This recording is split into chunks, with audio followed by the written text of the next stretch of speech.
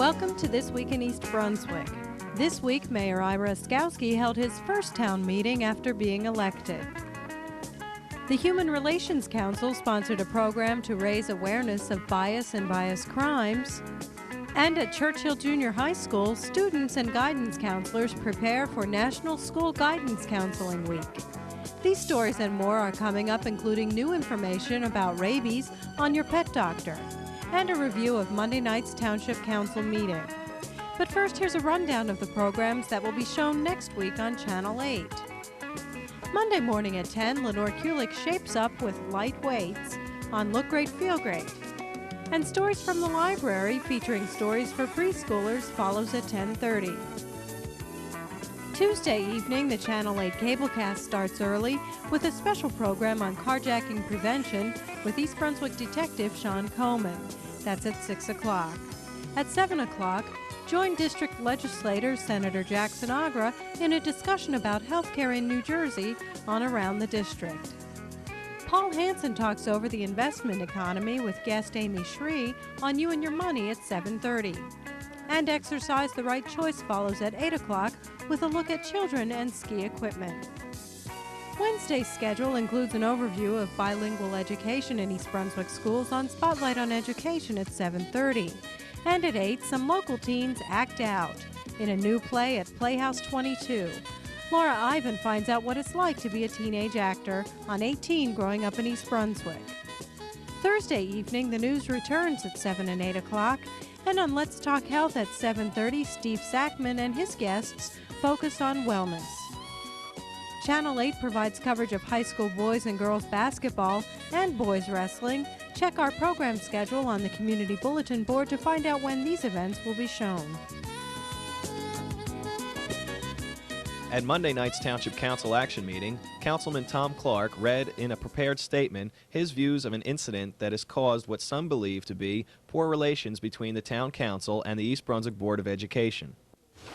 Back in the fall of 1992, when I noticed what I believed to be an illegal dumping operation on the high school property, I began to monitor this situation to make sure this was not just a temporary situation. 2 months later, I inspected the site again. The site had increased in size and had moved into what I believe to be a floodplain and wetlands area. At a council meeting, I asked the administration to look into my concerns.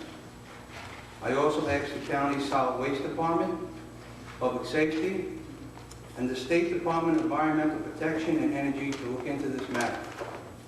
I believe that at that time, a full public investigation into this matter was my responsibility as an elected councilman of East Brunswick. Mr. Seiden has also suggested that because of this instance, there will be a cloud of suspicion between the two governing bodies. I will say there is, and will continue to be a good working relationship between the Council and the Board of Education despite the actions of Mr. Seiden. I believe that the Board of Education should restore the land back to its previous state. I also believe that the Department of Environmental Protection and Energy report be truthful and accurate, and would hope that this matter is now behind us. The State Department of Environmental Protection found that the school board failed to obtain the necessary permits to dump in the wetlands area around Ireland Brook. However, potential fines were waived because the incident was considered to have little environmental impact. In other council news, residents in the public portion questioned the method by which 7 people were selected to be appointed to the newly formed Long-Range Finance and Budget Advisory Committee. Several argued that the 7-member committee should be expanded to include anyone who wanted to participate. Councilman Joe Hudak supported the idea of expanding the committee by proposing that the resolution be changed to include 9 other people who were not nominated by the council. The rest of the council disagreed with Mr. Hudak and passed the resolution as it was originally proposed. Also at Monday night's meeting, the council passed all items on the consent agenda except one involving a contract for employee uniforms. At the request of the administration, that resolution was tabled for further discussion. Another resolution was passed expanding the Cable Television Advisory Committee to include a council member. Councilman Tom Clark was nominated and appointed to be the representative on that committee. Last Thursday night, about 20 residents turned out for the first of Mayor Oskowski's town meetings of 1993. Mayor Oskowski was joined by Council President David Zarnowski and Council Vice President Thomas Clark. The three responded to a wide range of inquiries from the public, including questions about legal fees paid by the township, signalization and parking problems in various locations in town, and a number of questions regarding Route 18. Mayor Oskowski described the current status of the planned super reverse jug handle at Route 18 and Edgeboro Road. Right now, the hotel is closed. In fact, somebody was giving it away as an award today if you wanted, free room over there or whatever. The fact is that the motel is closed, the diner is closed. We already tore down the old JK's Talk of the Town. Right now, we're going through a process, court process, which the owners of the motel are trying to keep us from tearing it down or giving more money to them before we can completely condemn the property. We're going to be successful in court because we're giving fair value for the value of that property. Temporarily, the fire districts and the police department have asked if they could temporarily use that for a 2-month period. By March, the two remaining structures will be torn down, and we still expect by the end of June we will have at least the startup of construction at that site. My goal has always been by September to have a fully completed facility over there in Jug.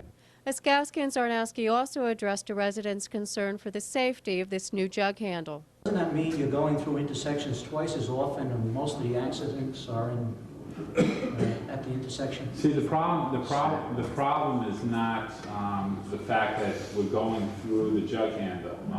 And there is no problem with the intersection as far as accident.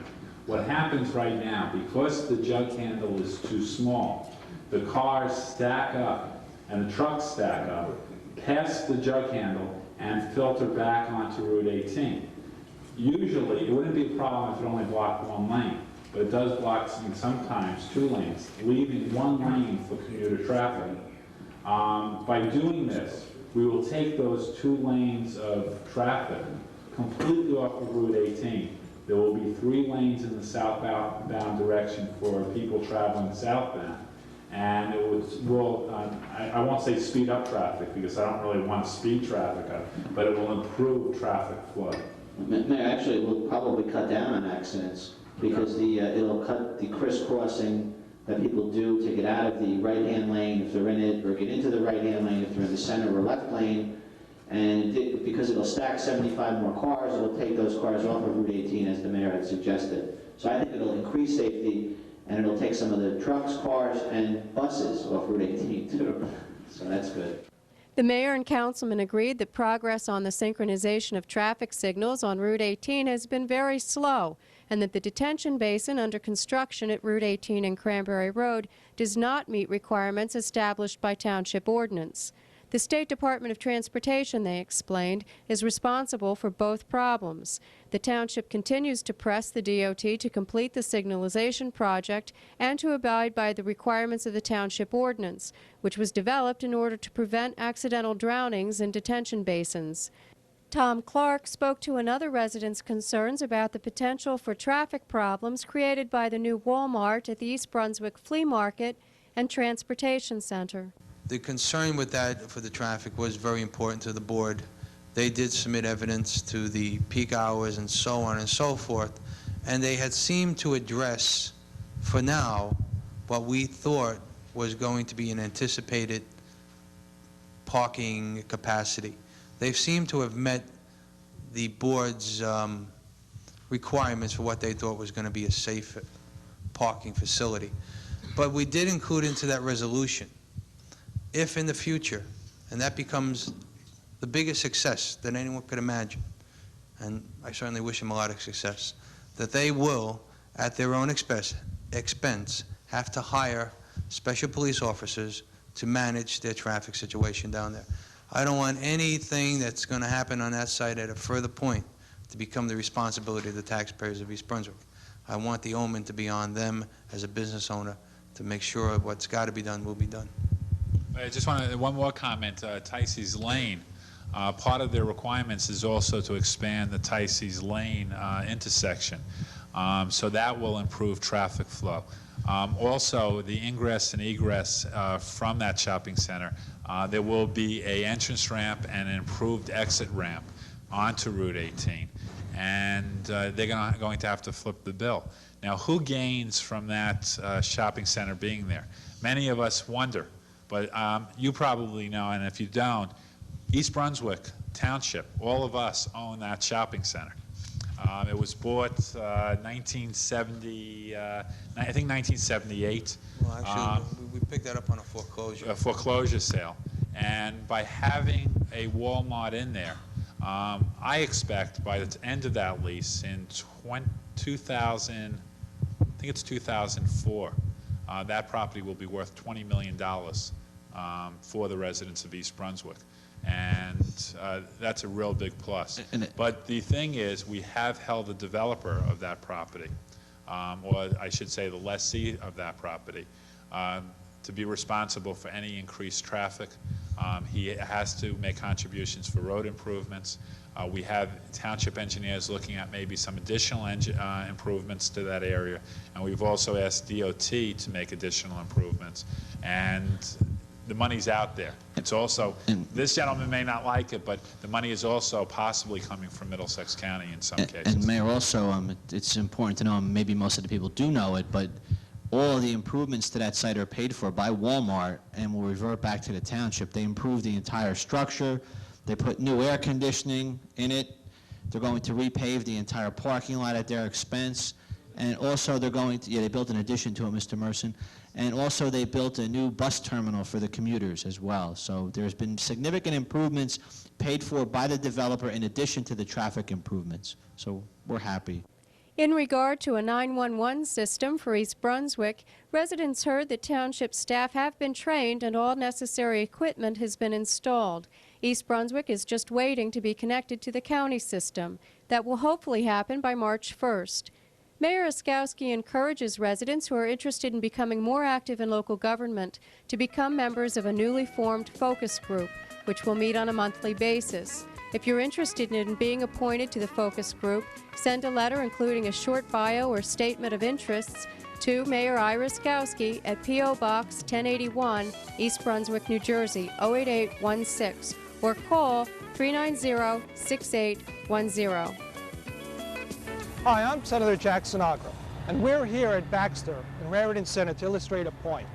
Baxter is moving to New York State, Orange County, taking with it 350 New Jersey jobs and starting a $100 million construction project in New York. You know, the Cold War may be over, but the economic war has just begun. Pennsylvania, New York, and states down south are stealing our jobs, our businesses. Baxter didn't have to move. The problem was we didn't know about it in time to save it. That's why I'm asking you, if you work for a company, if you own a company, if you're considering moving outside New Jersey, please contact my office. The number is on the screen, and we will get involved. It's a war, and we're willing to fight it for you. Thank you. Last Sunday, the Human Relations Council of East Brunswick sponsored a special forum entitled Bias Hurts. Channel 8 reporter Jen Enton spoke with Council Chair Alice Hugh Brown. In 1991, the East Brunswick Township Council established a Human Relations Council. Since then, this council has sponsored many events, including today's at East Brunswick High School, called Bias Hurts. I'm Jennifer Ensign, and speaking with me is Alice Hugh Brown, chairperson for the Human Relations Council. Alice, what are your expectations for today's event?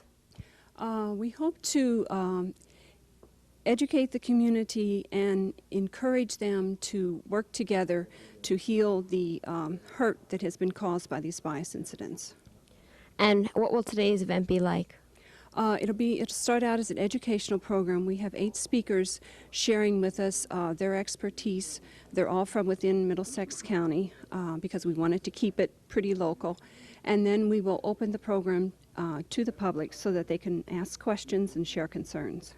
Who are some of the people that are going to be speaking today? Well, our 1993 representative to the council, student representative Erica Herskowitz, will be speaking.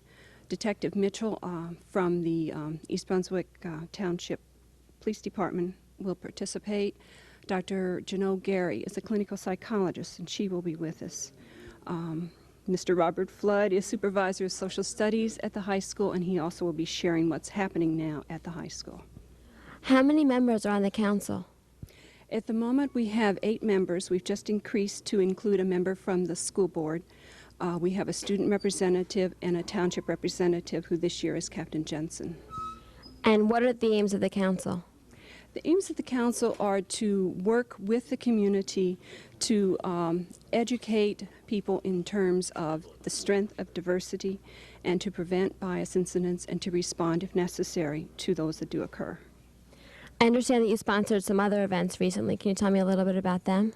Right. Our very first event was a proactive event, which we're very pleased with. It went very well. It was a program of presentations about African Americans who have contributed to American culture. I see behind us there are some things on this table. What are these all about? Educational materials, things that tell about the council itself, how we were formed and what we're trying to do, dates of our programs.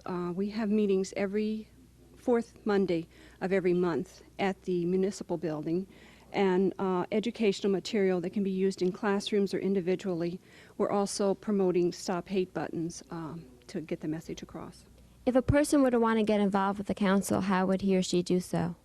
Our meetings are open to the public, and as I said, they're the 4th Monday of each month at the municipal building. We in East Brunswick, unfortunately, have had some biased crime.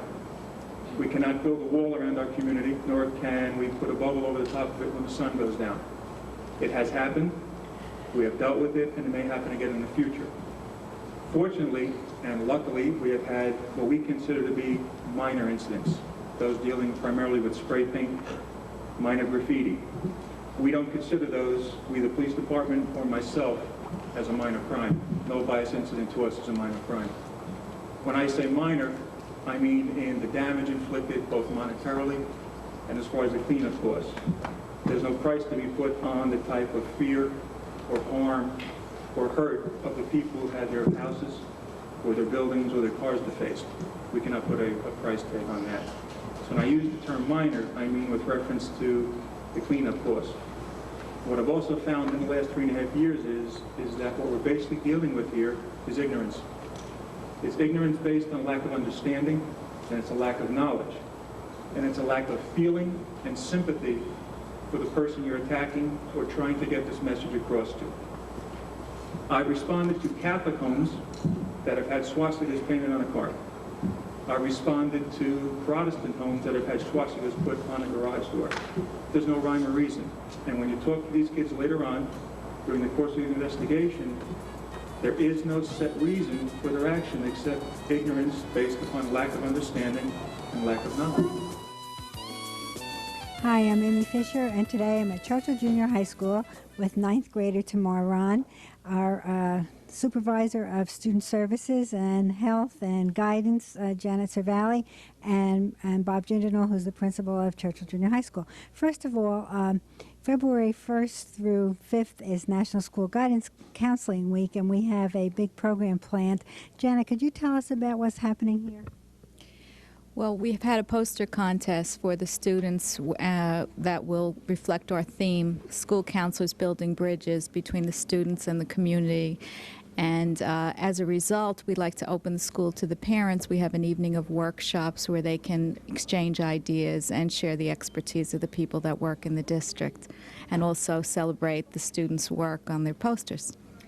Tamar, you're the overall big winner of the contest. How did you get the idea for how to do your poster? Well, I just sat down and I thought about the slogan, School Counselors Building Bridges, and I thought of the literal meaning of the slogan, and I thought it would be neat to have the school counselors actually making the bridge themselves. That's very good. Ms. Cervalli, what other kinds of things will be happening that night? What are some of the workshops that you'll be having? Well, we have guilt-free parenting, and we also have the 4-year planning for your students' academic program. We have how to talk to your children about sensitive issues, learning styles. There's quite a variety of workshops available. Mr. General, this is the second consecutive year you've had this program. What was the reaction last year? Well, obviously, one year deserves the next, and we had such a great reaction last year that we've planned another night. So we're very proud of this, and I'd like to congratulate Tamar for her excellent work here. Did you have a big crowd last year? We certainly had many, many more people than we expected, and we're expecting a rather large crowd this year. And I know you're asking parents to pre-register. Anyone who hasn't registered as yet, what can they do if they'd like to come? Well, for anyone who'd like to come, it's all they have to do is call the school at this point in time, and we'll be very willing to accommodate anyone in any way we can. Thank you very much.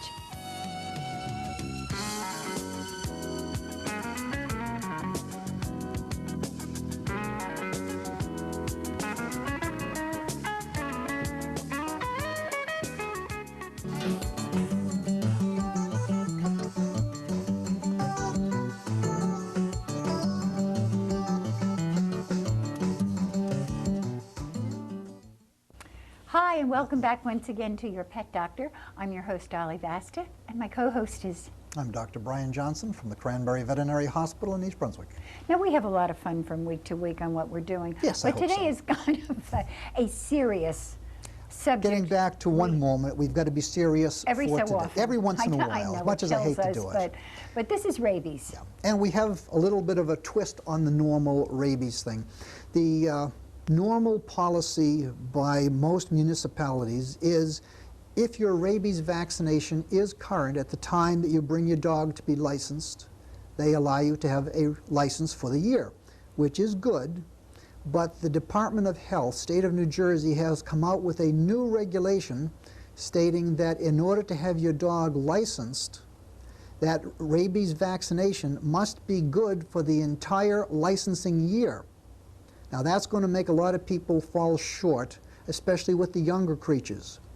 If normally your rabies vaccine was good through June, you're now going to have that puppy dog or cat boosted before you can have him licensed. Or if it's a young animal that received his rabies vaccine last year, then even though it's good for a year, it's going to have to be reboosted before you can have it licensed. Now the township, I believe, is talking about this right now. This is a new policy set up by the state of New Jersey, and it may be available in the very, very, very near future. The whole purpose of this is before you run your dog in to be licensed or bring in your certificates, make sure by calling the township to see if it has to be rabies vaccinated current for the entire year. Otherwise, you're going to do a lot of running around unnecessarily. Is rabies a 1 or a 3-year vaccination? Well, it's technically a 3-year on the second vaccine. The first vaccine, here's what the problem. The first vaccine is legally good for 3 years. But the state of New Jersey, because of the rabies epidemic, asked you to reboost it in 10 months. But if this law applies and townships license from January 1st, it's only good for the end of the calendar year. But isn't that overboosting then? I mean, okay, say, okay, I do have a dog, and I don't remember when his vaccine is due. Say his license comes due in January, all right? He was vaccinated, say, in November. Yes. Just the past November. Right. All right, then, that will fall less than a year. Correct. In other words, 2 months later, he has to have another booster? Normal policy on any animal that is vaccinated and has been exposed to a possible rabid animal is to revaccinate immediately if it's over 30 days.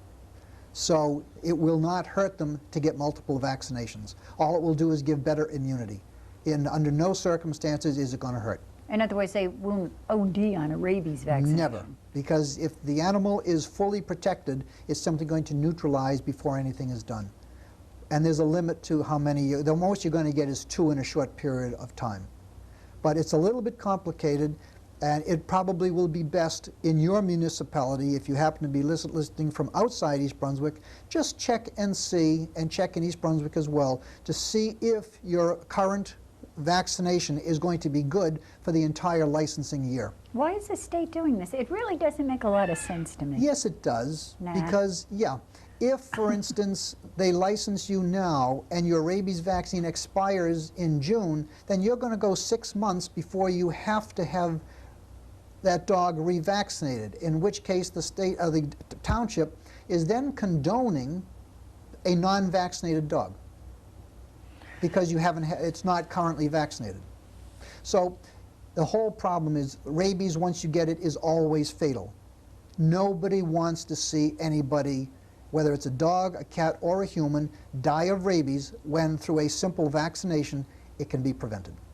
Okay, so take that for your word. Check your dog's vaccination before you make the little trek up here to the window in East Brunswick. That's right. Okay, and we'll see you all next week with a brand new show. And Take care. have a good day.